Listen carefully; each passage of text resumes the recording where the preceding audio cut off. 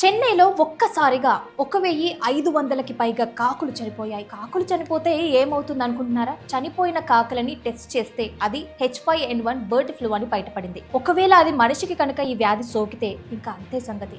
ఈ రిపోర్ట్ స్వయంగా భోపాల్లోని National High Security Animal Diseases Institute వాళ్ళే ఇచ్చారు. రిజల్ట్ తెలియగానే అక్కడి గవర్నమెంట్ అలర్ట్ అయ్యింది. తమిళనాడు అధికారులకి స్ట్రిక్ట్ సర్వేలైన్స్, బయోసెక్యూరిటీ చర్యలు తీసుకోవాలని ఆర్డర్లు ఇచ్చింది.